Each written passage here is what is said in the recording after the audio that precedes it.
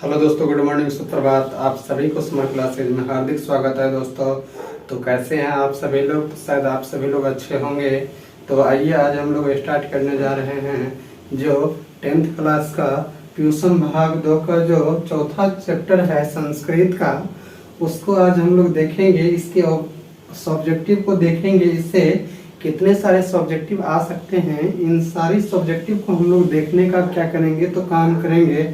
इससे पिछली क्लास में हम लोगों ने इसका जो है सो पूरा का पूरा जो है सो हिंदी अर्थ देखे थे, और हिंदी अर्थ को देखने के बाद जो है सो फिर हम लोग जो है सो सब्जेक्टिव पे जो है सो आए हैं। तो देखिए, आप लोग को कितने लोग को कहना होगा कि जो है सो ऑब्जेक्टिव फिर कहाँ गया। तो ऑब्जेक्टिव देखिए, अभी कुछ काम चल रहा है ऑब्जेक्टिव पे।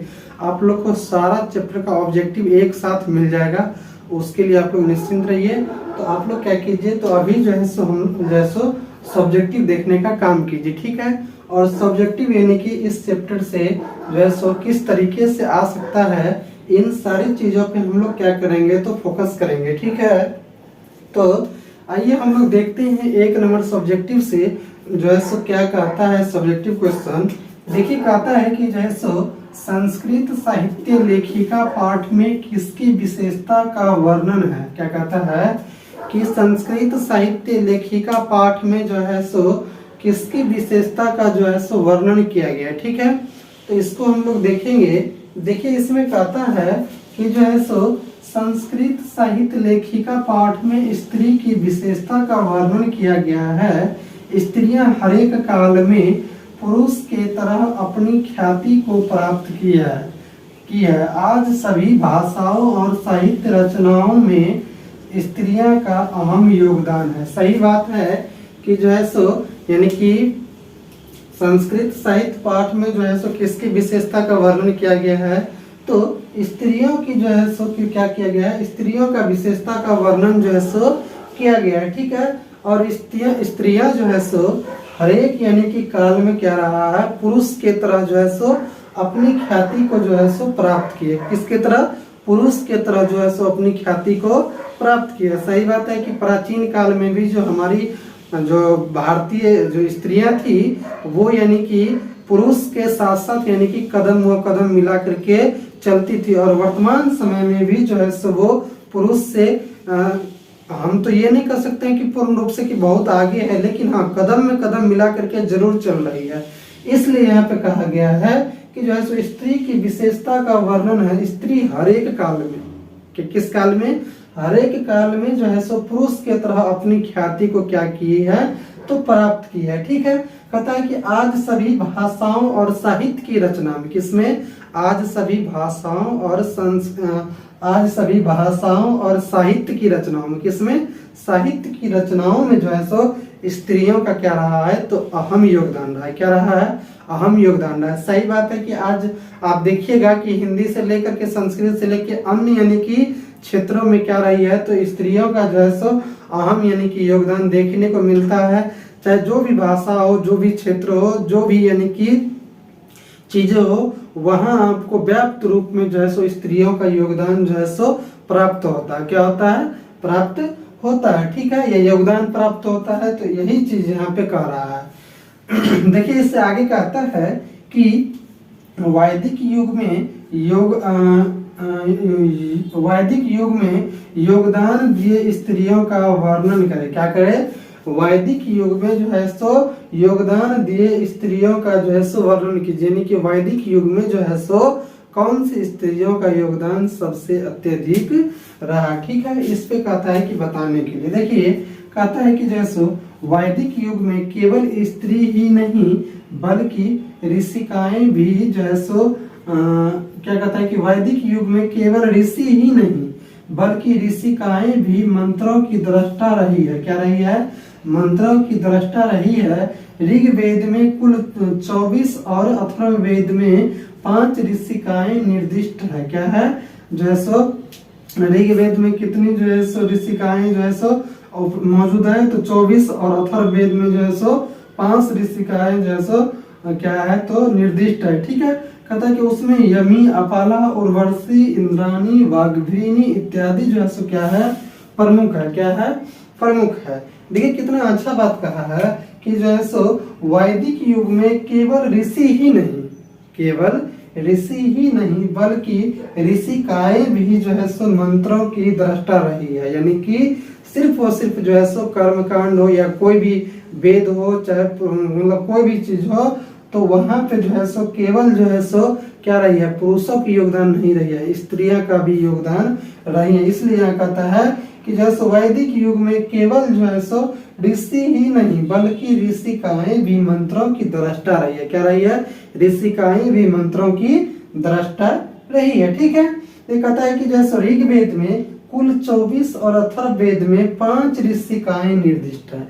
आपसे ऐसे ही पूछेगा कि जो है सो ऋग्वेद में जो है सो यानी कि कितने जो है सो ऋषिकाओं का वर्णन किया गया, तो आप लोग याद रखिएगा कि 24 ऋषिकाओं का वर्णन किया गया है। और ये भी दे सकता है कि अथर्ववेद में कितनी ऋषिकाओं का वर्णन किया गया है, तो 5 ऋषिकाओं का जो है सो ऋषिकाएं का जो है सो क्या किया गया है, वर्णन किया गया। ठीक है, तो इस तरीके से समझ गया। कहता है कि उसमें जो है सो यमी, अपाला, उर्वशी, इंद्राणी, वाग्भीरिनी इत्यादि जो है सो क्या है, प्रमुख है। यानी कि ये सारे ऋग्वेद में और अथर्ववेद में जो वर्णन किया गया है, तो उसमें जो है सो ये जो ऋषिकाएं हैं वो ऋषिकाएं क्या है, तो जो है सो प्रमुख है। ठीक है, तो इस तरीके से समझ गए होंगे आप लोग।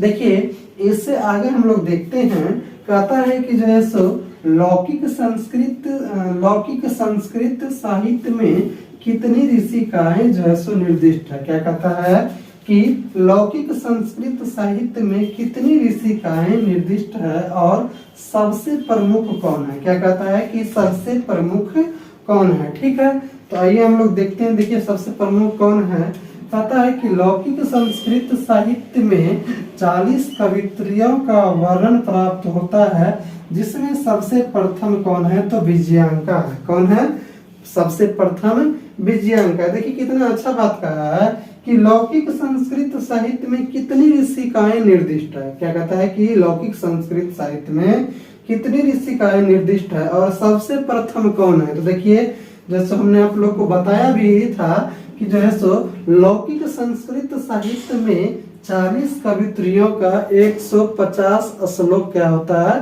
तो प्राप्त होता है। हमने इससे पिछली क्लास में जो जिसमें इसका संस्कृत का पूरा हिंदी अर्थ किए हैं, उसमें हमने आप लोगों को बताया भी है। ठीक है, कि जो है सो लौकिक संस्कृत साहित्य में 40 कवित्रियों का वर्णन प्राप्त होता है, जिसमें सबसे प्रथम विजयांका है। कौन है, जिसमें सबसे प्रथम विजयांका है। उस 40 कवित्रियों में जो है सो सबसे प्रथम कौन है, तो विजयांका है। ये आप लोग ध्यान रखिएगा कि 40 कवित्रियों में सबसे प्रथम कौन है, तो विजयांका है। ठीक है, और ये भी पूछ सकता है कि 40 कवित्रियों का कितना श्लोक प्राप्त होता है, तो 150 श्लोक प्राप्त होता है। ठीक है, देखिए इससे आगे कहता है अगला क्वेश्चन कि जो है सो आधुनिक काल की संस्कृत लेखिका कौन है तथा उन्होंने किस जीवन चरित्र की रचना किया। क्या कहता है कि जो है सो आधुनिक काल की संस्कृत लेखिका कौन है तथा उन्होंने किस जीवन चरित्र की रचना की है। क्या कहता है कि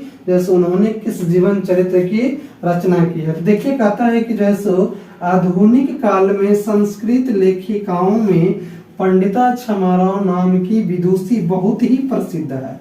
यानी हमने आप लोगों को बताया भी था कि जैसो आधुनिक काल में जो है सो संस्कृत लेखिकाओं में जो है सो यानी पंडिता छमाराव नाम की जो विदुषी हैं वो क्या है, बहुत ही प्रसिद्ध है। ठीक है, क्या है, तो प्रसिद्ध है। कहता है कि जिन्होंने अपने पिता शंकर पांडुरंग के महान विद्वान जीवन चरित्र शंकर चरितम की क्या की है, तो रचना की है।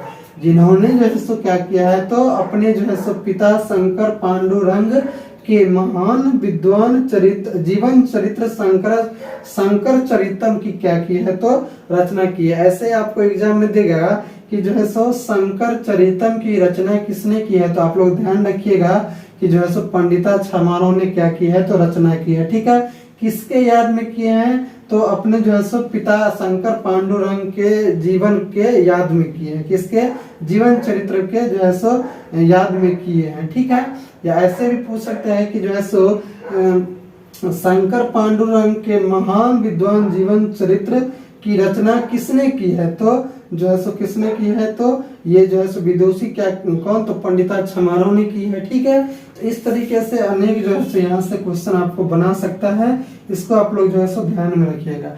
और देखिए ऐसे भी दे सकता है कि जो है सो यानी कि पांडुरंग के महान जीवन चरित्र शंकर चरितम की रचना किसने की है, तो जो है सो पंडिता छमारों ने किया। किसने, पंडिता छमारों ने किया। ठीक है, तो इस तरीके से यानी कि आपको घुमा फिरा करके किसी भी तरीके से क्वेश्चन दे सकता है। ठीक है, तो इसको आप लोग कॉन्सेप्ट पूरा क्लियर रखिएगा।